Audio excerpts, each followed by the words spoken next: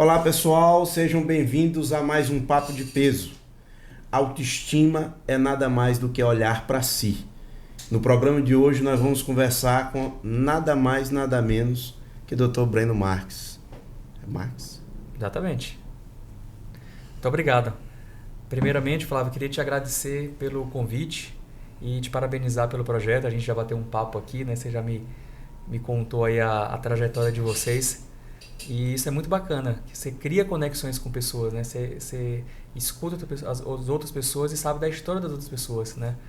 No livro do Maurício Benvenuti, um cara que eu gosto muito, ele fala isso, que ele conhece todo dia... Né? Da Startse, exatamente. Uhum. Ele conhece todo dia a história de uma pessoa diferente e quer seja qualquer pessoa, ele quer ouvir aquela pessoa, né? E com isso, claro, a gente está criando conexões, a vida é feita de conexões de pessoas e você cria um outro universo para você, né? Uma outra realidade, né? Isso é bacana. Já que você citou um livro, eu puxo o gancho para o Joseph Campbell, tá aí até do teu lado aí, né? A Jornada do Herói.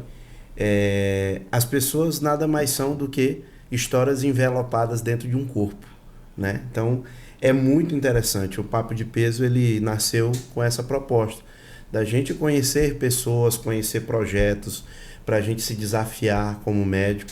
Eu sou um médico anestesista, então a gente está ali sempre meio que tranquilo ali de trás da barraca, ajudando os cirurgiões.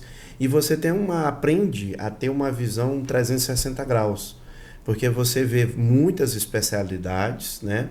Convive com pessoas diferentes e vai vendo a beleza de cada um daquelas pessoas e histórias e enfim. E a beleza, falando da beleza, a beleza hoje é um tema central aqui nesse bate-papo.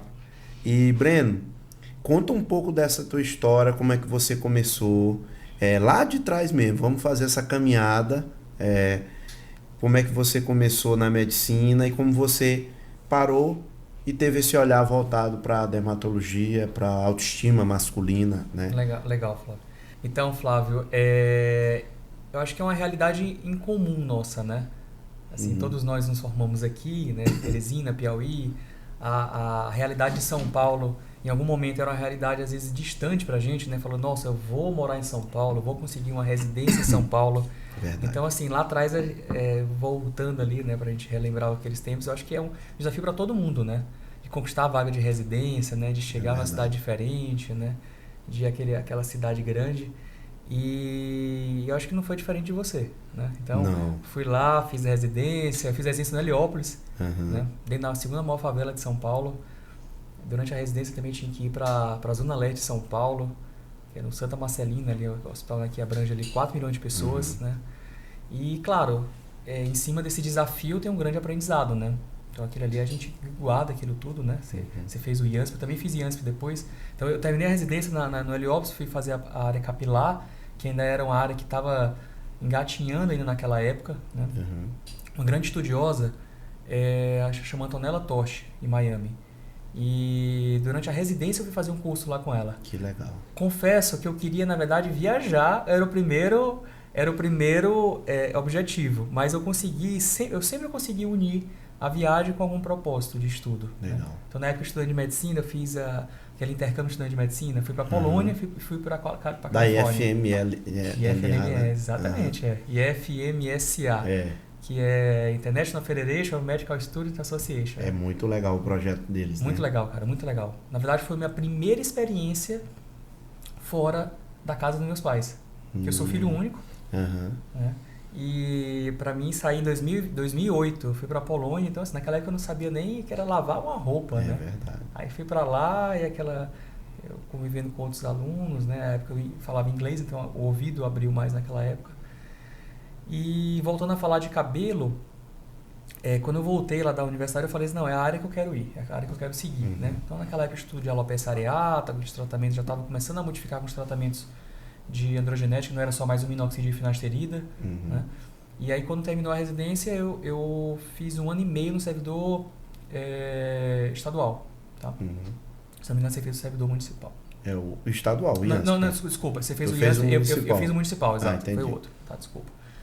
E foi ali 1 ano e meio, né? Quando terminou o curso, que era um curso basicamente de clínico, A gente já fazia algumas cirurgias, eu falei, não, eu quero ir para a área cirúrgica, de Entendi. transplante capilar. Isso em 2016, 2017. E na época eu saí batendo na porta de alguns cirurgiões conhecidos no Brasil e a porta era fechada. Não existia fellow, não existia muito contato. Sabia que o cara tinha ido para outro lado do mundo aprender. Ele falou, não, se ele for, eu também vou. Verdade. Né? E aí mandei mensagem, um lá de Israel me respondeu que não poderia me receber. E o Dr. Miguel Canales, que casou com uma brasileira chamada Alessandra Juliano, me recebeu no Vale do Silício. Que legal. E aí fui para lá, né? Arruma a mala e vai. Sem saber. E como é que foi essa experiência? Chegando lá para aprender Cara, incrível, essa né? área nova. É, incrível. Ele foi um dos mestres que desenvolveu o robô de transplante. Né? Existe o Da Vinci, né? Que é da empresa Intuitive Surgical. E o Da Vinci, e a Intuitive Surgical, ela criou o Restoration Robotics, que criou o ARTAS, que é o robô de inteligência artificial que faz a extração dos folículos. Existe já um modelo novo do robô ARTAS que faz a implantação. Tá? Ele ainda não substitui o nosso trabalho. Tá? A gente ainda faz melhor do que o ARTAS. Então o robô praticamente ele faz a captação. Ele faz a captação e implantação, só que ele faz a captação. Algumas áreas ele não consegue captar, como a área lateral. Tá? O punch dele é um punch um pouquinho maior do que a gente usa um punch. O punch é o cilindro que a gente usa para tirar. Então a nossa cicatriz fica um pouco menor. E hoje a gente, com a equipe treinada, a gente consegue extrair em 2 mãos. Então a gente extrai na velocidade mais rápida. Né? Mas como toda tecnologia, ela entra, ela fica ali estagnada no momento e ela vai embora. Daqui a pouco ela entra, ela pode ficar ali estagnada e vai embora. Daqui a pouco ela entra e muda o cenário mundial.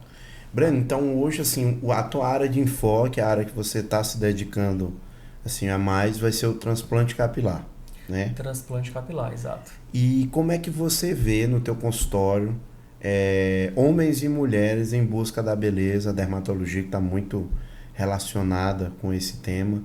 Tá igual? Os homens estão chegando mais? Como é que tá isso aí? Na verdade, hoje no consultório é meio a meio, tá? Praticamente meio a meio. Apesar do meu foco em transplante capilar, principalmente aqui em Teresina, eu me senti na necessidade de atuar em outras áreas. Porque as pessoas queriam fazer ali um botox, um preenchimento, né? E eu gosto de procedimentos, de procedimentos mesmo ambulatoriais, né? Um fio de PDO, um bioestimulador.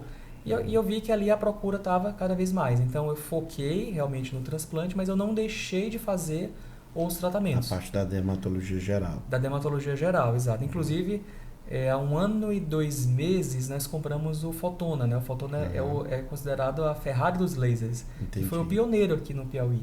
E como é que esse paciente ele chega, com que queixa para ele usar essas tecnologias? Como é que é isso? Esclarece um pouco essa nossa audiência aí. Vamos lá. Às vezes o homem é levado pela mulher. Isso. Né? Às vezes a mulher já fez ali um procedimento e às vezes ele não sabe nem o que ele vai fazer. Né? E no momento da consulta a gente tem que ter toda a questão de empatia, né? De falar assim, olha só, a primeira coisa é um tratamento natural. Né? O Fotona, por exemplo, ele tira as manchas. Né? Então qual que foi a minha ideia? Eu trouxe o laser mais potente do mundo para mancha, para uma cidade que tem sol. Entendi. Então eu tinha certeza que ia dar certo, né? Apesar do investimento muito alto, que é um desafio, né? Depois a gente pode até falar da questão administrativa, né? De administrar a clínica. É verdade. Mas foi assim, eu falei, isso não tem como dar errado, né? O laser. Aí vai desenvolvendo protocolos, protocolo de São Paulo é diferente do protocolo daqui, né? Breno, a gente vê muito assim que todo dia já é uma realidade, você acorda, passar o protetor, né? Aí você vê aquelas fotos da face rejuvenescida, né? E o pescoço envelhecido, né? Você contrastando que mesmo aquela pessoa que se cuidou, mas esqueceu essa parte. E como é que é isso é uma coisa que você fala e me surpreende, eu não tinha essa visão, mas como é que esse sol ele mancha, né? E como é que a gente está aqui em Teresina, está mais exposto. Explica isso pra gente também. Exato, isso é muito interessante, tá? Porque só a gente que trabalha mesmo realmente nessa área, a gente às vezes percebe, ou a pessoa só vai perceber quando ela tem 60 anos, 70 anos e a pele está toda manchada e toda fotoenvelhecida. O processo de fotoenvelhecimento ele começa desde o momento que a gente está nascendo. Desde o momento que a gente nasceu. Né? Por quê? Porque a gente já está se expondo ao sol, né? Então, as células ali da camada mais superficial da pele, elas já estão sofrendo o fotoenvelhecimento pela ação dos raios ultravioletas. Então, eu, por exemplo, ia para Luiz Correia, né, para a Praia do Coqueiro, ficava lá o dia todo pegando sol, ficava bem moreno. Verdade. E às vezes passava protetor 9 horas da manhã e saía de lá 5 horas da tarde depois de ter tomado 10 banhos. Então, naquele momento, o sol agrediu todo o corpo e principalmente o rosto, que é uma área onde a gente se expõe mais, né? Então, se a gente, por exemplo, avaliar a pele de pacientes aqui em Teresina que não fizeram nenhum tipo de procedimento para clareamento aos seus 30, 35, 40 anos, eu te dou certeza de que pelo menos 90% vai ter um fotoenvelhecimento visível, tá? Aí eu tenho um aparelho que é o dermatoscópio, que ele amplia a imagem, eu coloco a imagem no celular, vai para a TV, eu falo, olha só como é que tá a tua pele aqui. Aí a pessoa, caramba, tá manchada mesmo, eu nem sabia, né? Aí depois a gente vai pro laser, o laser clareia, e quando clareia, dá aquela rejuvenescida. É o filtro do Instagram. O que o filtro do Instagram faz? Ele clareia o rosto. Então, quando ele clareia o rosto, você rejuvenesce. Clareia o rosto, alivia olheiras. Legal. Né? E explica pra gente como é que esse laser faz isso. Ele vai o que? Ele queima aquela camada córnea mais superficial, ele nivela, como que é? Ele só exato. A gente sempre muito curioso aqui, entendeu? Isso é legal. Eu gosto muito de falar de tecnologia, apesar de que às vezes fica um pouco mais extenso, né, o tema. O laser, ele é um laser que tem afinidade por pigmento. Né? Então, existem lasers que ele tem a afinidade por captar, na verdade, o pigmento capta o laser. Tá? Existem lasers que têm afinidade por água, né? Esse é específico por pigmento. Então, a grosso modo, onde tem pigmento escuro ou azul escuro, ele vai quebrar aquele pigmento. Só que ele é um laser que foi desenvolvido para ser aplicado em frações de segundo, na verdade, em picosegundos. Então, é 1/trilionésimo de segundo ele faz o disparo do laser. Então, ele não faz o que a gente chama de cauda. A cauda é que queima a pele. Então, ele quebra o pigmento sem queimar a pele. Interessante, que legal. Então, essa é a grande sacada dos lasers. A grande sacada do laser, né? Então, eles têm aí na verdade, várias outras empresas já surgiu também com essa proposta de laser de picosegundos, né? Que são lasers que quebram o pigmento da pele. Só que aí a empresa cada vez vai revolucionando mais, né? Então, a gente calcula o tempo de exposição do laser na pele para que a gente tenha aquele resultado desejado. Então, a gente pode escolher para quebrar o pigmento mais profundo, para quebrar um pigmento superficial, para tirar vasinhos da pele, para fechar poros, para produzir colágeno. Então, a gente muda os parâmetros do laser, troca as ponteiras e cada ponteira dessa tem uma ação específica. Ele vai ajudar o paciente com aquela queixa, com aquela coisa que vocês É incrível, viram. Cara. Eu sou apaixonado por tecnologia, é incrível. Quando você tem... Aí eu fico comparando quando eu não tinha e quando eu tenho agora. Né? Hoje mesmo eu fiz a remoção, né, de sinais no rosto de uma paciente. Então eu faço o shaving, né, que é a retirada da lesão. E se a lesão for pequena, eu levo ela para o laser e faço a eletrocauterização com laser. Qual que é a vantagem? Eu não faço a hipercromia pós-inflamatória, não fica manchado. Porque quando a gente usa eletrocautério, pode ficar manchadinho. Faz abrasão. Né? Então eu consigo calcular exatamente a energia necessária para ter a contração das bordas da lesão, para parar de sangrar sem mexer com a coloração. Então fica a cicatriz mais esteticamente bonita possível. A tecnologia sempre ajudando a gente, empenhando na melhoria, né, das práticas clínicas, médicas e assim. É incrível. Breno, tu falaste aí da exposição ao sol, né? E eu acho que é interessante que a nossa memória, toda vez de falar em dermatologia e ver nos programas, em televisão, é sobre isso, sobre o sol, sobre o protetor solar, né? E vamos rememorar. A pessoa passa uma vez no dia, vai tomar 10 banhos. Qual seria o ideal, a frequência dele fazer vamos falar, a reaplicação desse fator? Isso é importante, isso é muito importante. Eu falo o seguinte, pelo menos o básico deve ser feito. Tá? O que é o básico?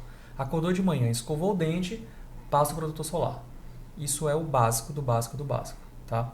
Então, se você não vai ter, por exemplo, Você vai trabalhar no escritório. Aqui a gente está sob a ação de radiação, obviamente bem menor do que o sol, mas se tivesse uma janela aqui, não sei se tem uma janela aqui atrás, mas uma janela que durante o dia que você tem ali a exposição ao sol, né? Ou até mesmo no carro você está dirigindo, você está se expondo ali ao sol, né? Existem algumas radiações que ela atravessa o vidro. Então, é o efeito cumulativo. Por isso que você vai perceber ali aos 60 anos, né? Respondendo a tua pergunta, o básico seria uma vez ao dia, tá? Se você já não faz nada e já faz uma vez ao dia, Já dá uma já está no força. lucro, beleza. Foi para casa, tomou banho, almoçou, tomou banho. O ideal é reaplicar novamente, tá? Tá na praia, piscina, o ideal é utilizar um protetor que seja resistente à água, né? Eu faço kitesurf. Então, eu passo aqueles bastões que tem um pigmento, tem uma coloração. Então, ali, além da proteção química, tem a proteção física, que é o pigmento na pele, né? Que é a cor mesmo, né? Você passa uma cor, uma tinta que vai impedir com que a radiação atue nas células, né? Na pele, tá? Então, assim, pelo menos o básico Tem que tá? ser feito, Tem né? que ser feito. E sabe como que eu convenço o paciente, além de falar isso? Existe protetor solar específico para cada tipo de pele. A nossa pele aqui no Nordeste é naturalmente uma pele mais oleosa, por conta do clima, que é mais quente, mais úmido.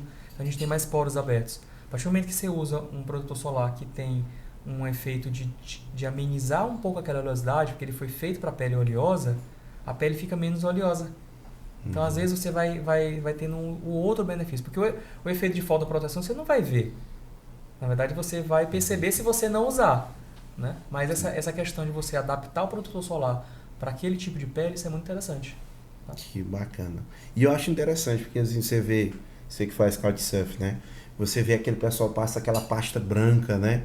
E aí você procura, cara, onde é que eu acho aquela? Porque eu também tenho, assim, o sol machuca bastante, aí você fica procurando, não acha, mas o interessante é você fazer o básico e Isso. avançar, né? Então a gente vê que essa parte da dermatologia geral super interessante com as tecnologias. Você fala do transplante capilar e aí indubitavelmente vem um flash aqui assim, os homens eles estão mais vaidosos, os homens aqui no Piauí a gente tem uma prevalência maior de calvície. Como é que tá isso daí? A gente percebe aí essa movimentação. Eu costumo falar, mas claro, já foi falado, que o transplante capilar hoje é o novo silicone dos homens, né? É o novo silicone. Então, assim, a procura realmente aumentou muito, né? A gente sabe que queda de cabelo, a calvície ela é genética, né? A calvície é genética, ou você tem ou você não tem. As pessoas estão ficando mais calvas, mais rápido, porque a gente está acelerando esse processo de afinamento dos fios, né? A calvície, ela vai sempre existir com aquele potencial de afinamento nos cabelos. Só que pode ser somado com o eflúvio telógeno, que é a queda de cabelo, que são por vários fatores. Aí a gente está falando de estilo de vida, alimentação, atividade física, noite de sono, medicamentos, uso indiscriminado de hormônios. Então, tudo isso a gente pode acelerar, né, o processo de afinamento e de baixa densidade. É como se fosse uma plantinha que está ficando sem água, né? A gente tem que regar a plantinha. Se a plantinha sumiu 100%, a raiz foi embora, aí só o transplante capilar. Entendi. Né? Eu acho que é no mundo todo, tá? Acho que o mundo todo tá ficando calvo. Eu não sei se essa é a minha visão, mas o mundo todo... Não é uma coisa só localizada. Não é. Eu aqui não fujo disso, tá? Meu pai tem um grau de alopecia androgenética. Meus primos, por parte de pai, já são calvos. Já tem umas entradas grandes, já alguns já são calvos. Então eu tenho tendência a ter calvície. E eu trato meu cabelo todo mês. Todo mês, tá? Quer seja uma vitamina, quer seja um estimulante capilar, umas aplicações no couro cabeludo, que é o MMP, sabe? Tem várias tecnologias para estimular o crescimento. Eu vi essa semana, não sei se esse artigo é novo, mas assim, você vê que o cabelo branco, ele no paciente jovem, ele aparece como um sinal de inflamação, né? Tu viu alguma coisa assim? Vi. O que que é um sinal? Eu estou muito estressado, tá nascendo cabelo branco, ou a minha família tem isso já naturalmente? Como é que é? Porque eu vejo que algumas pessoas ficam bem pavorosas com esse tema, né? Exato. E... Aí a gente está falando de toda a questão que vai interferir na saúde como um todo, né? que são o estresse metabólico, né? A inflamação no organismo como um todo, né? Não só o cabelo branco, mas, por exemplo, uma dermatite seborreica. Tá? Quem tem muita dermatite seborreica, que é aquela inflamaçãozinha aqui do lado do nariz, no meio aqui da testa que está descamando, tá? É a famosa caspa. A dermatite seborreica nada mais é do que caspa, tá? Claro, algumas pessoas têm tendência porque tem a pele mais oleosa, mas já está associado caspa, não só caspa, desculpa, dermatite seborreica com aumento de chance de ter hipertensão, diabetes, psoríase, tá? Porque é como se fosse ali um diagnóstico naquela pessoa que ela está inflamada, que ela está estressada, né? E falando do cabelo branco, são várias teorias para explicar porque o cabelo fica branco, né? Uma das teorias é exatamente o estresse oxidativo. Então, se você estressa a célula, o melanócito para de produzir a melanina, que é a cor do cabelo, e aí aquele cabelo vai ficar branco, né? Uma outra teoria é porque ele gastou demais, então muito ciclo do cabelo, né? Ele vai ficar branco, né? Uma outra teoria, claro, a questão genética, né? Então, geralmente, as mulheres, a gente observa muito isso, né? A idade que a mãe fica com cabelo branco é a idade que a filha vai ficar, geralmente, né? Entendi. Tá? E a vida está cada vez mais agitada, né? Então, a tendência é que as pessoas realmente fiquem com mais cabelo branco. E há uma sobreposição desses fatores todos, né? Com certeza. Mas muito interessante esse tema, sabe? Eu acho que isso daí deve... tem um outro significado, não só o cabelo. Acho que você tem que olhar para você mesmo, né? Para saber, cara, o que está de errado na minha vida, né? E é interessante essa visão de vocês, porque se alguém está assistindo aqui e não faz parte do meio da medicina ou da saúde, é interessante, acompanhe o nosso Papo de Peso, são programas que estão chegando para trazer essas informações. E aí, eu falo para você e falo também agora para você que é da área de saúde, assim, é interessantíssimo como o dermato, ele olha e ele dá um diagnóstico por uma coisa que você diz assim, cara, o que é isso? Eu não estou vendo isso, né? E você vê que a pele, ela é o maior corpo, é o maior órgão, né, do corpo humano. Com certeza. E ela dá indícios, né? Ela dá indícios de coisas mais sistêmicas, né? Com certeza. Isso é certo, né? Você vê que a questão mesmo, assim, você sabe, eu bato o olho na pessoa, você sabe se aquela pessoa tá cuidando direito, né? Tá utilizando ali o skincare, né? Já fez algum procedimento, né? É verdade. Se tem alguma doença associada, né? Então, isso é bem interessante, né? Voltando aqui para a tua área do transplante capilar, acho que esse é um tema que rende bastante, é interessante. Precisa o pessoal sair daqui e ir para a Turquia ou já se resolve muito bem as coisas aqui? Vou jogar essa pimenta aí para você. Se resolve muito bem. Isso é um tema bem interessante. A Turquia, ela cresceu muito no transplante capilar, né? Quem quiser ir para a Turquia fazer transplante capilar pode continuar indo, não tem problema. O problema tem muitas clínicas clandestinas. O que é clínica clandestina? É clínica que não tem uma fiscalização, não tem uma liberação para fazer aquele tipo de procedimento. Quer seja na questão de tecnologia mínima necessária ou quer seja na questão sanitária mínima, tá? A gente fala isso por quê? Porque eu faço parte da Sociedade Internacional de Transplante Capilar. E tem um bloco que é para combater essas clínicas clandestinas, tá? Então, só para você ter noção, em 2018, 2019, tinha mais de 2.000 clínicas clandestinas na Turquia. Então, assim, muito cuidado para não ver só pelo Instagram, muito cuidado para não ver só de um colega, porque às vezes a clínica mudou, está sendo administrada por outras pessoas, ou você vai ser o próprio paciente de treinamento de uma outra pessoa. A cobaia, né? Então, a sugestão seria assim, existe o site, né, da Sociedade Internacional de Transplante Capilar, né, que é International Society of Hair Restoration Surgery, né, IS, International Society of Hair, HRS. Então você entra lá nesse site e vê quais são as clínicas que são cadastradas, né? Habilitadas, né? Tá? Então a gente sabe que aquele cirurgião, ele passou por um processo de validação, ele passou por um processo de acreditação e a clínica dele tem todas as condições necessárias para fazer o transplante. Tranquilo, tá? E chamando a atenção para esse tema, isso é muito recorrente na área da saúde, né? Assim, procurem o profissional habilitado, o profissional com treinamento. Não é só a questão do preço. O preço ele é uma variável num país como o nosso, mas você tem que entender do valor, o valor que esse profissional te agrega. Você vê o Breno com a formação que ele tem, com o conhecimento que ele tem, com o cuidado que ele tem para o paciente, isso é algo relevante. E às vezes a gente sente, e a medicina ela vem sendo bombardeada por várias outras aí, situações, aonde você está negociando valor, não é preço, né? E valor ele é inegociável. Né? Né? Às vezes é o barato que sai caro, né? É verdade. Muitas vezes é o barato que vai sair caro depois. Breno, tem um livro aqui muito legal, é o livro Beleza, do Roger Scruton, e ele tem uma citação aqui muito interessante, que ele fala aqui: por que estudamos a herança da nossa arte e cultura numa época que o julgamento de sua beleza não possui nenhum fundamento racional? A pessoa está banalizando a beleza, Breno. Há uma busca aí por uma beleza utópica. O que é que você vê isso no cotidiano do teu consultório? Isso é bem interessante. Eu tenho poucos pacientes hoje que têm uma visão, digamos, deturpada da realidade de beleza, né? Eu sempre falo assim, a gente na verdade tem um paciente que merece, né? Que a gente cativa. Então, por exemplo, há um tempo, às vezes vinha pessoas que querem colocar aquela boca muito grande, né? Aquelas coisas meio deturpadas, né? O que eu percebo hoje, claro, a gente tem ali a nossa conversa ali, né? A nossa empatia, né? Aquele momento que vai ter ali a segurança para fazer um procedimento ou não. Às vezes você percebe que tem uma outra questão a ser resolvida, né?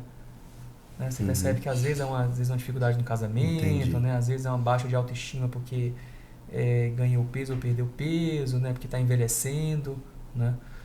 Mas realmente assim, você vê rede social, claro, isso daí aparece algum famoso que fez um procedimento que exagerou, né? Bomba, né? Bomba, exato. Na minha prática clínica eu tenho um pouco isso, tá? Mas tem que ter cuidado, né? Tem que ter bastante cuidado, né? Tem que ter bastante cuidado porque às vezes é um mecanismo de fuga, né? Para beleza, para comprar uma bolsa, um carro, né? Você tem que saber até que ponto isso daí é que vai ajudar ou que está ali atrapalhando aquela pessoa, né? E tu sente que isso acontece mais nessas remodelações faciais? Qual é o limiar entre o esdrúxulo e o belo, né? Você vê que às vezes a pessoa era tão bonita, né? Aquela atriz tão bonita, e ela faz uma remodelação, um preenchimento, fica aquela coisa mais gritante ali, mais anatomicamente deformada. Sim. E o que é que tu tem visto nesse ponto aí? Na verdade, o profissional eu acredito que é o grande responsável. Não é porque a paciente vai pedir para ficar com a boca grande que eu vou fazer. Ele vai pedir para fazer um procedimento que eu vou fazer. Então, eu nego muito. Já neguei até mais, mas eu acho que de tanto eu negar, as pessoas já não vêm mais para mim com aquele perfil, né? Por isso que eu te falei que é a questão do perfil. A gente tem que saber de toda o processo até chegar no resultado final. O que eu quero falar? Você tem que entender sobre os materiais que você está utilizando, estudar muito sobre anatomia, estudar muito sobre aquele tipo de pele, se é masculino ou feminino, se tem 20, 30, 40, 50 anos de idade. Por quê? Porque o resultado vai diferenciar para cada pessoa, né? Então, por exemplo, fez de propósito? Foi porque queria fazer? Fez porque o paciente pediu? Fez porque não sabia que ia dar aquele resultado daquele tamanho, achava que ia dar menos? Fez por questão financeira? Porque a gente ganha por cada procedimento que a gente faz. Então, naturalmente, eu ganho mais se eu injetar mais. Né? Então, tem uma série de fatores que devem ser avaliados. Então, eu falo que o profissional, acho que ele continua sendo o grande responsável. O profissional que executou. Né? E aí, a gente entra na questão de que o menos é mais, da beleza natural. Né? Se você vai tratar, por exemplo, de uma paciente com 25 anos de idade e vai colocar muito preenchedor nela, a menina de 25 anos de idade, ela tem uma beleza de 25 anos de idade. Às vezes ela tem uma beleza de 20 anos. Mas se você põe muito preenchedor, muito malar, né, aqueles preenchimentos, né, de muito malar, muita mandíbula, ela vai ficar com a cara de 35.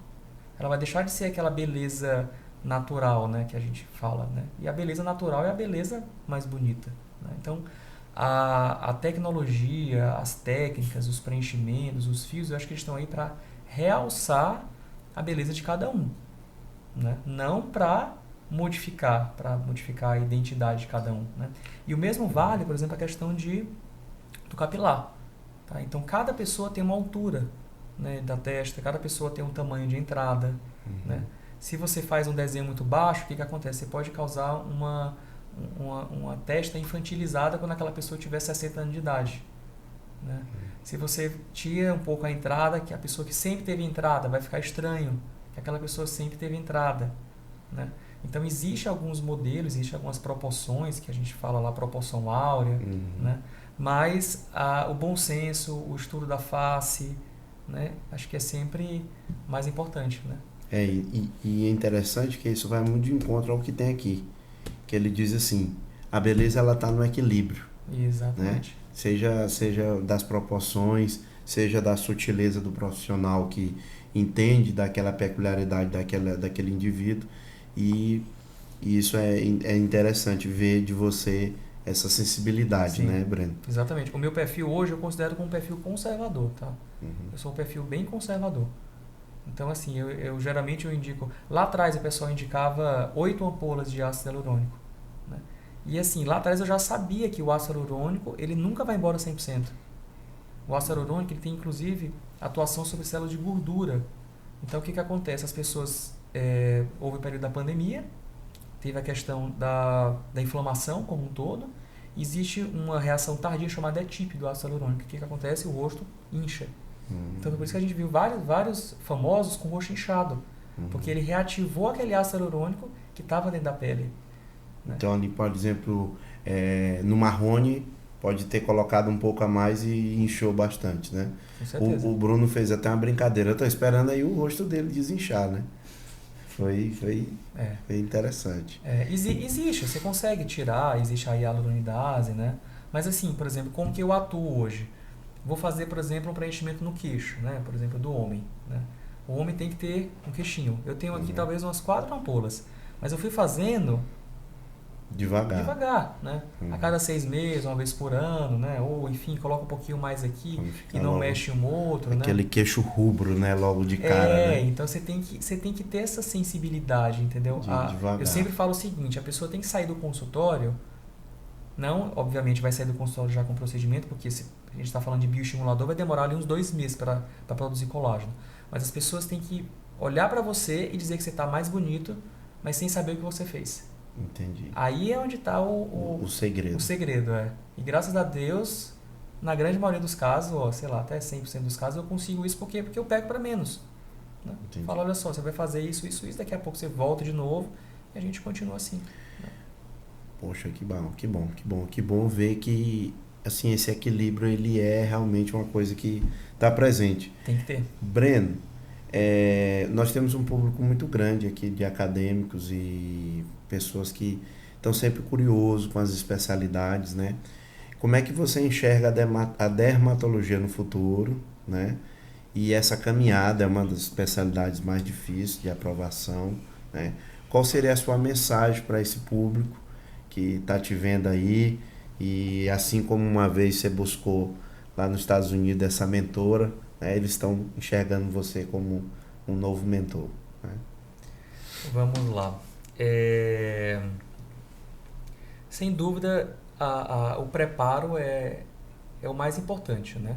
O preparo, a base, né, o estudo, isso daí não tem como, não existe atalho, né? Então, realmente você tem que estudar, fazer a residência, apesar de que hoje eu sou coordenador de uma pós-graduação de transplante capilar, né, do Instituto Lapidário em Balneário Camboriú. É a primeira pós-graduação com transplante capilar lato sensu do país, com a chancela do MEC. Lá em Balneário, eles vão abrir agora em São Paulo. Legal. Mas é uma pós-graduação, lato sensu, 1 ano, mas a base você tem que ter. Entendi. Então eu acho que a pessoa não pode sair só ali, terminou a medicina e vai fazer uma pós-graduação de 1 ano e vai atuar, né? Eu acho que ela vai ficar muito, muito limitada ainda, né? E ela vai para uma pós-graduação como a lapidário para lapidar, né? Boa. Para pegar Boa. esse gancho da dermatologia que o cara já tem que ter Boa. e Isso ver mesmo. algumas coisas da expertise de vocês É isso mesmo. para ele aprofundar, né? É isso mesmo. Então eu vejo muitas pessoas às vezes querendo pular etapas, sabe? Que acho que a pulada de etapa não é legal, entendeu? Você vai realmente vai ficar ali um buraco ali, né? Então tem todo um processo. Por exemplo, a minha bagagem de cirurgia foi dentro do Heliópolis. Né? Então a gente fazia muita ali sutura, né? Tirava muitos cânceres grandes do rosto, rodava retalho, enxerto. É um né? serviço gigante, É um né? serviço gigante. Então aquilo ali é uma base que me dá de cirurgia, né? Então tudo na vida tem base, tudo na vida tem um preparo, né? Em relação ao mercado, né? Eu acho que assim, eu não sei como está hoje, mas eu imagino que já mudou um pouco. Eu falo que eu não sei porque eu não tenho mais, eu realmente não tenho mais contato com os alunos. Antigamente eu até tinha, mas hoje sim, pelo vai e vem, né, pelo corre, eu tenho mais contato com os alunos da pós-graduação que já são médicos, já trabalham. Eu vejo que o médico ele tem que entender sobre finanças, sobre clínica, sobre gestão, né? Eu acho que isso é obrigatório. Nem que ele não tenha uma clínica, nem que seja concursado, mas acho que ele tem que ter um básico sobre gestão, tá? Para você entender o que está acontecendo no mercado, né? O que está acontecendo no mercado. Eu comecei no consultório do meu pai, no centro da cidade, era um consultório de medicina do trânsito, e lá eu me gabava que eu não gastava dinheiro com nenhum papel higiênico. Comecei lá, comecei bem pequeno mesmo. Eu acho que isso daqui a um tempo não vai ser mais possível, porque os grandes grupos, né, você vai ter a necessidade de ter uma secretária, um cafezinho, alguém servindo, uma sala bacana, uma tecnologia para atrair o paciente, né? Então, eu acredito como está acontecendo hoje com as faculdades, né? Os grandes grupos estão comprando ali as faculdades, né? As empresas grandes estão comprando ali as menores, né? Então, por exemplo, eu acho que um radiologista aqui em Teresina que chega hoje, se ele não tiver ali um budget muito grande, ele tem que se associar, né? Então, acho que daqui a um tempo a dermatologia deve ser assim, tá? Eu imagino assim. Eu vejo a dermatologia como várias salinhas, com as tecnologias, como talvez o dermato responsável, as pessoas executando, né? Mas eu vejo uma empresa grande, sabe? E cada vez tendo menos espaço para as pessoas pequenas começarem. Isso é preocupante, tá? Isso é um pouco preocupante, assim, porque ali será se o pequeno vai ter o start inicial, onde é que ele vai se encaixar? Entendi. Né? E isso é uma visão, acho que até para toda a medicina, né? Porque você vê que o investimento inicial ele está muito alto. Sim. Né? Você, por exemplo, a oftalmologia, né, que é uma especialidade que também usa essas tecnologias, todas as é áreas, muito caro, né? Você vê que isso está ainda é um grande desafio, né? Com certeza. É um desafio para essa nova geração que ela já vem 4.0, já vem com essa visão de gestão. Os meninos já estão mais engajados aí. Já tem, né? Já estão tão forte. Eu aprendi na raça. Na raça. Eu aprendi nas clínicas que em São Paulo que eu andei, né? Vendo, né? Eu estava no consultório da doutora Denise Stein, no Pacaembu, em 2015. E eu olhei pro custo fixo dela, eu lembrei isso um dia desse. E eu falei, caramba, que louca, como é que ela tem um custo fixo desse? Se acontecer qualquer coisa, como é que ela sobrevive? Hoje o meu custo fixo está mais alto que o dela. E tem que ter a ousadia. A ousadia, né? E aí você aprende que você só ganha se você investe. Não tem como. E você vai reinvestir, você ganha mais, né? Agora, claro, cada um tem seu perfil. Não, um não vai ter o perfil de querer investir, o outro vai querer, mas eu acho que o mínimo necessário você tem que ter, né? E é interessante, puxando um pouco do que tu falou, né? Assim, não pegue atalhos, né? Não tente pular etapas. A residência médica ela é um momento especial, ela é um momento onde você vai ver um volume daquela situação, problema, para você ficar mais confiante, para você zelar pelo seu paciente quando você for o titular, o capitão daquele time, muito melhor. Quem tem mais horas de voo, né? Os pilotos de avião mais consagrados são aqueles que têm mais horas de voo. Então, não tente pilotar um jumbo com as horas de voo de uma pipa, né? É perigoso. É perigoso. Exatamente. Breno, E a vida vai te colocar à prova, em vários momentos, vai te colocar à prova, né? A minha noiva Josi, às vezes ela fala que eu sou frio. Quando tá na área médica, ou ela pergunta alguma coisa para mim, acho que não é. A minha frieza é exatamente a clareza de raciocínio, sabe? Que você tem um raciocínio mais rápido, então ali, em algum momento que aconteceu algum problema, você foi treinado para aquilo. Então, calma, peraí. Você não vai chamar o médico, né? É verdade. Você já tá lá, Não dá, né? É verdade. É verdade. Breno, que papo bacana. Vamos já chegando ali no fim, vamos já desenhando, mas eu acho que dá para puxar mais, hein? Dá para puxar mais do Breno. Vamos lá. Breno, me diga aí, é o seguinte, o Lapidário, como é que tá esse projeto lá? Esse projeto ele vem ao Piauí, vai ficar ali para São Paulo, o que é que vocês estão planejando? Fala dos projetos do Breno agora para o futuro. Vamos lá, o Lapidari já é um projeto de 2 anos, né? Na verdade, mais que 2 anos, foi antes da pandemia. Né? Eu fui para a inauguração do Lapidari. Balneário Camboriú é uma cidade incrível, né? Uma cidade que tem muitos investimentos, né? Uma cidade que tem aquela, né? Não sei se você conhece, né? Ali o pessoal gosta muito de tecnologia, né? Aqueles Ela é um hub, altos. né? É um hub, exatamente. É um hub de tudo, né? E o Instituto Lapidari ele tem um propósito, né? Hoje eu conheço a CEO, eu tenho uma proximidade com ela. Ela nasceu de um propósito de entregar uma pós-graduação de qualidade, né? Então, desde a estrutura básica, né? Eles têm, na época, se não me engano, eles foram os primeiros a trabalhar com cadáver fresco, né? Para quem não é da área da saúde, às vezes até assusta isso, né? O que é o cadáver fresco? Que a pessoa faleceu, né? E você não coloca no formol, você congela.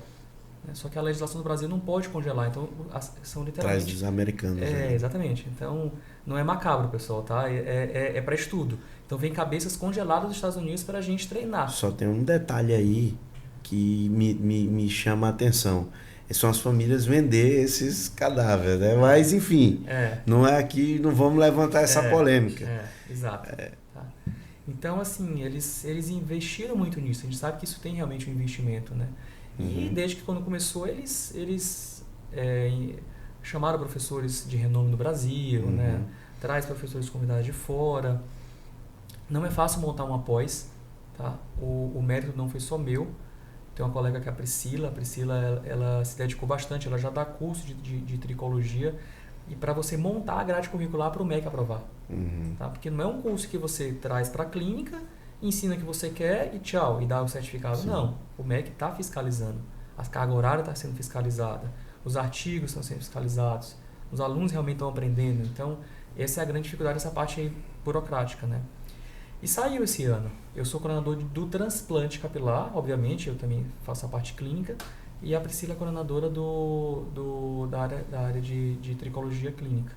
E aí, no começo do ano, depois do primeiro curso, a CEO, a Flávia, falou assim, vamos abrir em São Paulo. Eu falei, não vou, não aguento mais.